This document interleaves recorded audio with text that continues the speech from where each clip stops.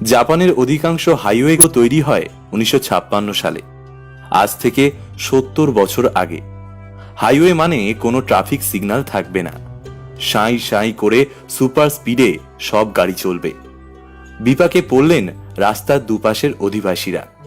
সরকারের কাছে নালিশ দিয়ে বসলেন, আওয়াজের জ্বালায় ঘুমাতে পারি না, রাস্তা সরান।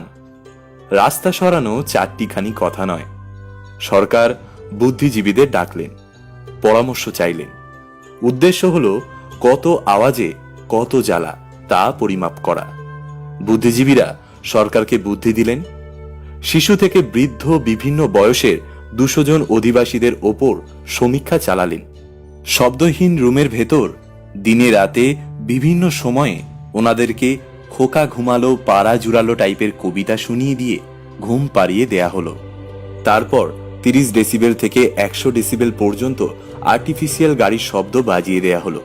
কার কত ডেসিবেলে ঘুম ভাঙলো তা রেকর্ড করা হলো। সরকার এই ফলাফলের ভিত্তিতে নতুন রাস্তা আওয়াজ আইন জারি করলেন। কোনো বাড়িতে যদি দুপুরে 75 ডেসিবেল আর রাতে 65 ডেসিবেলের বেশি আওয়াজ পাওয়া যায়, তাহলে তারা ভর্তুকির জন্য আবেদন করতে পারবেন। এর নাম ঘুম ভাঙা ভর্তুকি। সরকারের নির্দেশে আওয়াজ মাপা শুরু হলো। নাগরিকদেরও বলা হলো, যদি গাড়ির শব্দের কারণে ঘুমের ব্যাঘাত ঘটে তাহলে যেন নিম্নলিখিত নাম্বারে ফোন দেয়, 0120****497। ফোন নাম্বারের শুরুতে 0120 থাকা মানে এই ফোন কলটা একদম ফ্রি। যিনি কল করবেন তার কোনো টাকা কাটা যাবে না, বরং যাকে ফোন করা হবে তিনিই টাকা দেবেন। লোকজন এই নাম্বারে ফোন করলেন। ভর্তুকির জন্য প্রস্তুতি নিলেন জাপানের হাইওয়ে অপারেটর নেক্সকো কোম্পানি। 8500 কিমি রাস্তার মালিক তারা। ভর্তুকির টাকা গুনতে গুনতে মাথায় হাত দিলেন। আইন পরিবর্তন করার জন্য রাস্তার মালিক রাস্তায় নামলেন না, সরকারকে ঘুষ দিতে গেলেন না, আশ্রয় নিলেন প্রযুক্তির। বুদ্ধিজীবীদের ডাকলেন, আওয়াজ আর জ্বালা কমানোর জন্য প্রযুক্তিগত বুদ্ধি চাইলেন। দুটো প্রযুক্তি কাজে লাগানো হলো। 1, ইঞ্জিনের সমস্যা না থাকলে আওয়াজ তৈরি হয় টায়ার আর রাস্তার ঘর্ষণ থেকে। নতুন উপাদান দিয়ে রাস্তার উপর প্রলেপ বসানো হলো। গাড়ি কোম্পানিগুলোকেও ডেকে বসালেন কম আওয়াজের টায়ার আর গাড়ির শব্দ কমানোর জন্য। টয়োটা প্রিউসের আওয়াজ কত জানেন? মাত্র 11 ডেসিবেল, গাছ থেকে শুকনো পাতা পড়ার আওয়াজের সমান। এবং 2, রাস্তার দুধারে বসানো হলো শব্দ প্রতিরোধী বেড়া। এটা অত্যন্ত ব্যয়বহুল হলেও ঘুম ভাঙা ভর্তুকির চেয়ে অন্তত অনেক সস্তা। কিন্তু এতেও সবাই সুখে শান্তিতে বাস করতে পারলেন না। নতুন কাহিনী শুরু হলো। যারা গাড়ি চালান এবার নালিশ আসলো তাদের পক্ষ থেকে। যদিও আমাদের দেশে রাস্তায় চলতে কোনো টোল দিতে হয় না, যদি না আপনি কোনো সেতু কিংবা ফেরি পার হন। তবে জাপানে কিন্তু প্রাইভেট যানবাহনের মালিককে প্রতি কিলোমিটার রাস্তা চলাচলের জন্য গুনতে হয় প্রায় 25 টাকার মতো। অর্থাৎ যদি ঢাকা থেকে আপনি চট্টগ্রাম যেতে চান, আপনাকে টোল দিতে হবে 6250 টাকা।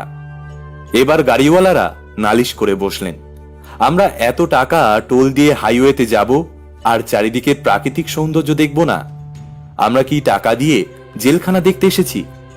একেই বলে শাঁখের করাত, উভয় সংকটে পড়া। বেড়া রাখলেও দোষ, না রাখলেও দোষ। রাস্তার মালিকরা আবার বিশ্ববিদ্যালয়গুলোর বুদ্ধিজীবীদের বুদ্ধি চাইলেন।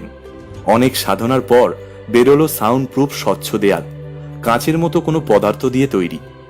সৌন্দর্যও দেখতে পাবেন, শব্দ দূষণও ঠেকাবে। জাপানে যারা হাইওয়েতে চড়বেন, আবাসিক এরিয়াগুলোর পাশের হাইওয়েগুলোতে দেখবেন সাদা স্বচ্ছ এক ধরনের দেয়াল। প্রযুক্তির জয়টা আসলে এখানেই। প্রযুক্তির জন্য পলিসি নয়, পলিসি ঠিক রেখেই প্রযুক্তির উদ্ভাবন।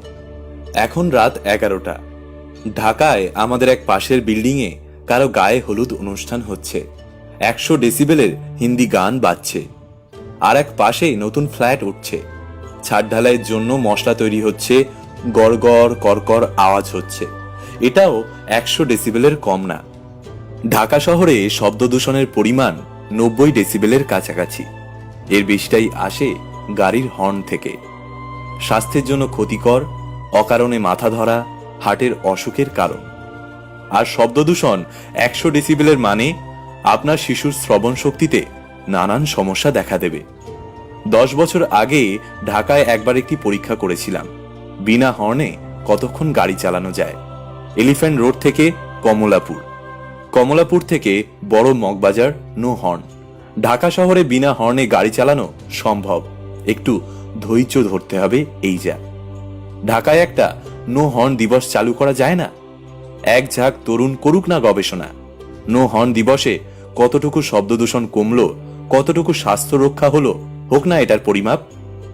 নো হর্ন প্রথম থেকে কঠিন হতে পারে, অপ্রয়োজনীয় হর্ন কমানোটা হলো আসল উদ্দেশ্য। শুরু হতে পারে 5 হর্ন কর্মসূচি। একজন ড্রাইভারের জন্য হর্নের বাজেট হোক প্রতিদিন 5টি, তারপর মাসে 5টি, তারপর বছরে 5টি।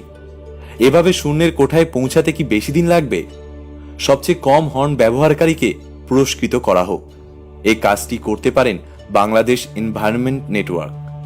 জনগণের একটু সচেতনতায় ঢাকা শহর হতে পারে শিশুদের জন্য আরেকটু বসবাসের উপযোগী।